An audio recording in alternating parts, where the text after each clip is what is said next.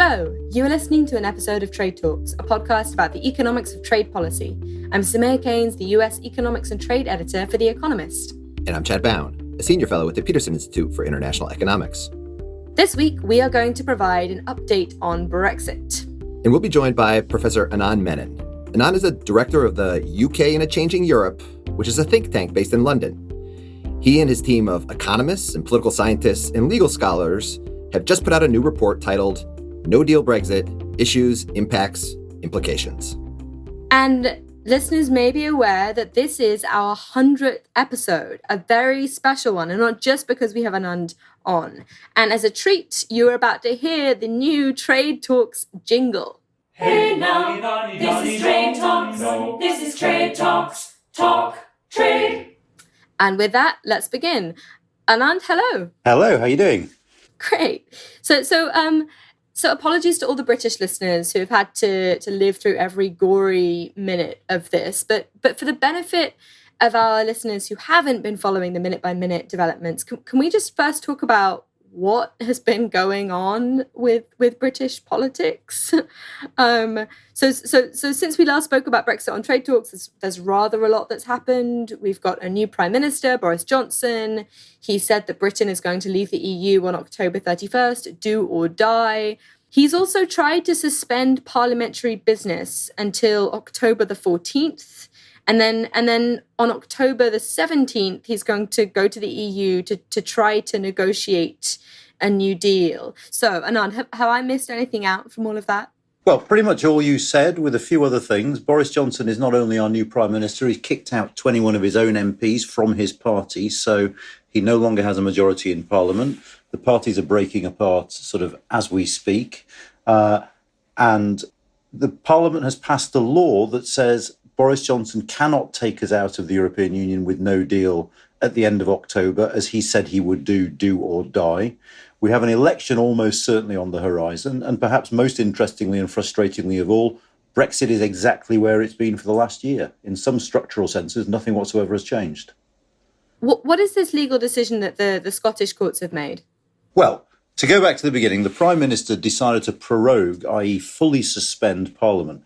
There was a massive fight about this in Parliament because opposition MPs said it might be his right to do so, but his motives were crooked because he was basically trying to sneak us out of the European Union while no one was looking. And so a group of MPs took this matter to the Scottish courts, who have ruled that basically his decision to do so was illegal. This is not the last word on the subject because it now comes to the UK Supreme Court next Tuesday, and they will make the definitive ruling on this. On October 17th, Boris Johnson is scheduled to go to the European Union to try to negotiate. What's he going to ask for? Well, this is your listener's favourite answer. I don't know. I wonder, actually, if he knows at the moment. He's not going to negotiate a deal there, that's for certain. If he's going to negotiate a deal, he has to do it beforehand, and that deal has to go to the European Council to be approved. And depending on who you listen to, there are two distinct stories here. There's the story from Boris Johnson himself. Negotiations are going great. We're making loads of progress. The Irish and the European Union are shifting their position. We're going to get a new deal that Parliament will be able to accept. If you talk to virtually anyone else, the European Union, opposition MPs, many civil servants, they will say, actually, the negotiations to date are a little bit of a sham. The British government has failed to come up with any new proposals, and so the European Union has nothing to negotiate. Now, that might be changing as we speak, because this new law I spoke about that makes it illegal for us to leave the European Union on the 31st of October gives the Prime Minister a massive incentive to try and negotiate a deal, because if he doesn't, his options are, I think, either to try and break the law, which is never a good idea if you're Prime Minister, or to write a letter to the European Union asking for an extension, which he has sworn blind he will never, ever do, or to resign as Prime Minister. So actually, given the options, getting a deal might suddenly look a lot more appealing to him. The problem is he needs to get a deal not only that the EU will agree to, but that Parliament will approve. And that, as ever, is going to be the sticking point. What do you think the chances are of a general election before October 31st? Zero. At this point, it is too late for us to have an election before the end of October, almost certainly, given that Parliament has been prorogued. And secondly, the opposition parties have made it clear that they will not vote for an election that is held before October the 31st. And the reasoning is quite interesting because there's a public reasoning and the reality. The public reasoning is if we give the Prime Minister the go-ahead for election before the 31st of October, he might then sneakily change the date when no one's watching and make it after the 31st of October so that we leave the European Union mid-campaign. I don't think that's going to happen. But the real reason is this. The opposition parties want more than anything else a photograph of Boris Johnson asking Brussels for an extension, because the basis of Boris Johnson's electoral appeal at the moment is to both Conservatives and Brexit Party, i.e. Nigel Farage's pro-Brexit Party supporters, to say, I will get us out of the European Union, I will not delay. The logic on the opposition benches is, once he's delayed, his electoral prospects will diminish. So they want that election to be in November rather than October. So you think the chances of a general election after October 31st, perhaps before next spring, let's say, are fairly high? I'd say before Easter, 100%. Before the end of the year, probably hovering in the high 80%. Right. I better register for my postal vote. So how could a no-deal Brexit still happen? A no-deal Brexit can still happen quite easily because whatever happens by way of an extension at the end of October, it remains the default outcome unless the British Parliament decides either to change its mind and not leave the European Union and stay in, or it agrees to a deal. And at the moment, it would appear as if there is no majority in Parliament for either of those things. So as long as that's the case, the default option is that we leave without a deal. When the EU finally get fed up of giving us extensions, that is what will happen. Let's turn now to your report and what no deal would actually mean in practice. So let's start maybe by talking about the most immediate impact of this thing. What do we expect to happen? Is it panic, financial Armageddon, crisis, recession? Talk us through how this is going to shake out. Well, a lot of the impacts of no deal will be felt before it happens. So in that sense, the immediate shock on the day after might be mitigated by the fact that it's been spread out over time. So for instance, I would expect the financial markets to react to a no deal while it was in the process of happening rather than just necessarily on the day after. Equally, I would expect a lot of businesses, in fact, I know a lot of businesses are engaged in stockpiling, in making plans to ensure that on the days immediately following no deal, which people are still working on the assumption of 31st of October, even though that is massively unlikely now, to make sure that they are not involved in cross-border trade or commerce on that day in case of disruption. So, and the final thing to say about the first day, if it is the 1st of November, is that it's a public holiday across much of continental Europe. Heavy lorries are not allowed on the roads of France on that day. So the chaos will not be as great as some of the doomiest doommongers have said. Over time, however, that impact will kick in because quite simply what no deal means is those multinational rules of the European Union that cover trade, transport, tourism, security, all our interactions with the European Union as a body will simply cease to apply in the United Kingdom. That will mean, at a minimum, massive uncertainty and almost certainly significant disruption at ports, to trade, to supplies. So I would expect that we would start to see shortages of some goods, maybe even shortages of medicines, queues at the border. And that's just the economics, because remember that some of the political implications of this are every bit as serious. Which sectors are particularly exposed to this immediate disruption of a no-deal Brexit? Well, all sectors, because, of course, this means that there are no special provisions governing our trade with our nearest and our largest trading partner. So some manufacturing industries that rely on just-in-time supply chains, so they count on getting parts at a precise time to and from the European continent, such as the automobile or the aerospace industries, will be very, very badly hit because they have enormous numbers of components crossing all the time. They work to tight schedules, and many manufacturers are talking about short-term closures or shutdowns of their plants while they absorb the impact of no deal in the short term. And then there are services industries. The financial services sector, which of course is an important sector of the economy here in the UK, will no longer benefit from the ability to trade with the European Union as if it were trading within a single country. That will affect business. Many banks have started to relocate some key functions to EU member states from London so that they're registered within the European Union. And services more generally will be hit by the fact that outside of EU rules, we have to prove that we abide by their rules. There'll no longer be an automatic equivalence of qualifications, for instance. So a British lawyer won't be able to rock up in Lisbon one day and appear in court because his qualifications will no longer automatically be accepted. Has there been a bit of excessive preparation in warning about the potential impacts of what a no deal would actually mean for businesses and consumers? My answer to that would be yes and no. And there are several parts to it. First, a bit of context for your listeners. The British government put out a series of forecasts before the referendum in 2016, one of which was a forecast about the short-term impacts of leaving the European Union, as in from day one after the referendum.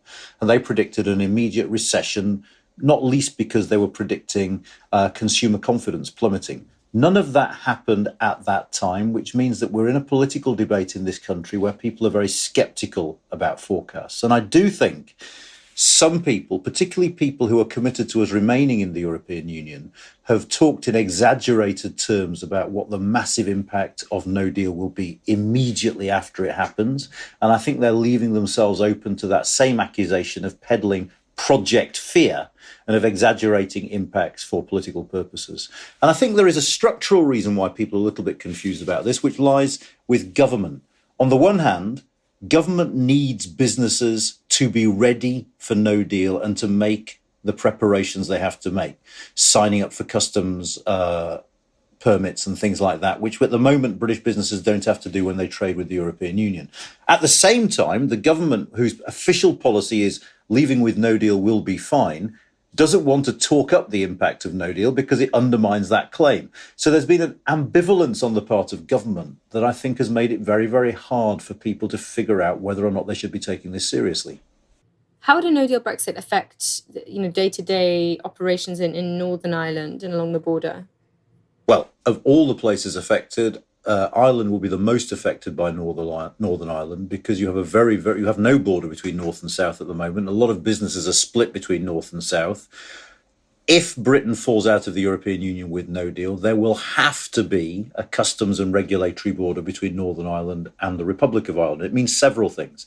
It means chaos for those industries that have to trade across that border regularly. So you hear tell of dairy farms where the cows are one side of the border, the bottling might be on the other side of the border, or the market's on the other side again. There are massive 40-odd% tariffs on dairy products imposed by the European Union. So that will drive many of those businesses simply out of business.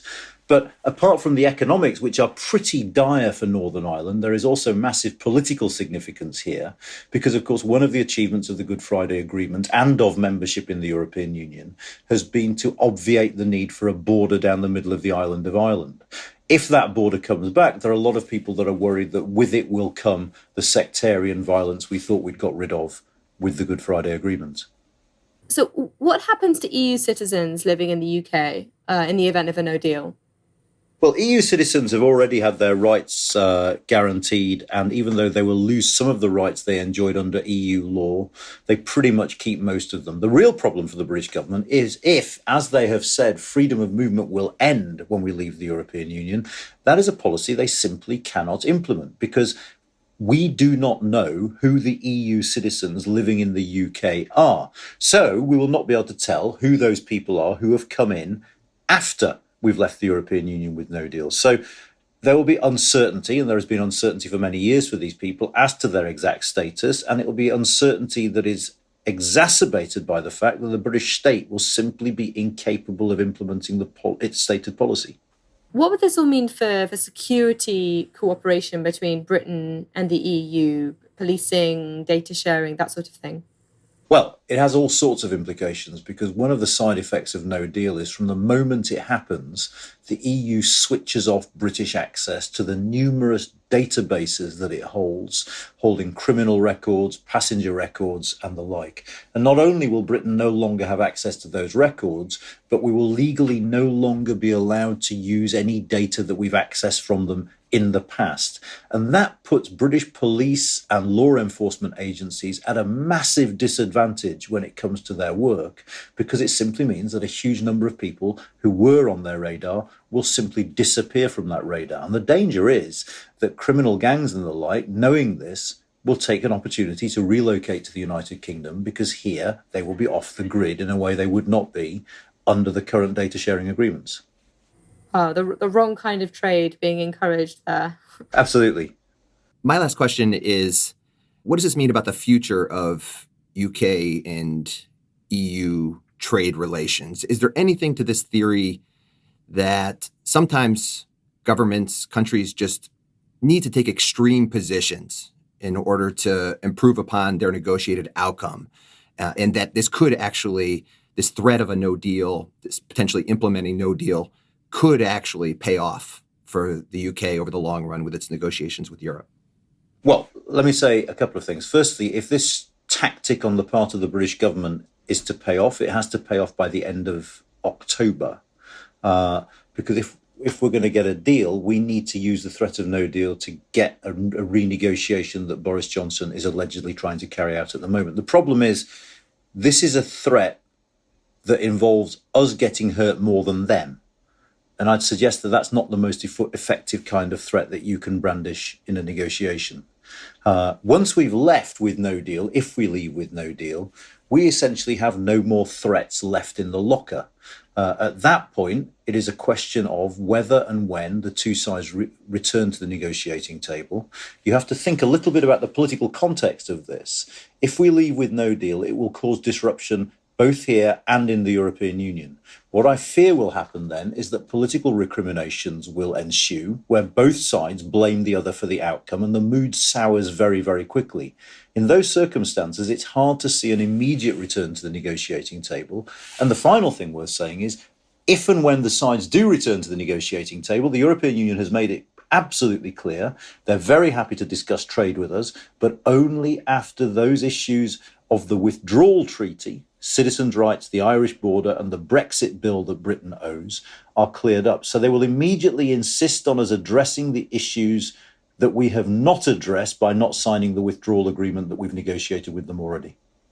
I think there's a view from some in Britain that they just want to get on with it, right? That no deal Brexit is the cleanest, fastest way of Brexit happening, and we could just do that and then we can move on. Could you just explain why exactly that's a kind of wrong or incorrect view? Well, I'll say several things. A no-deal Brexit is at this point very clearly the fastest way for us to leave the European Union.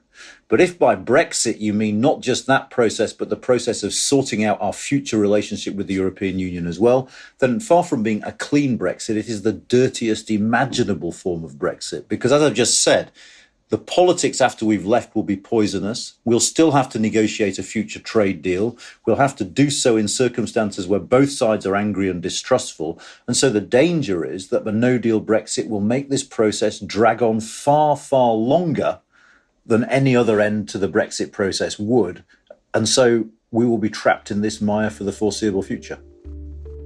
I think that is all for Trade Talks. A huge thank you to Anand Menon, who is the director of the UK in a Changing Europe.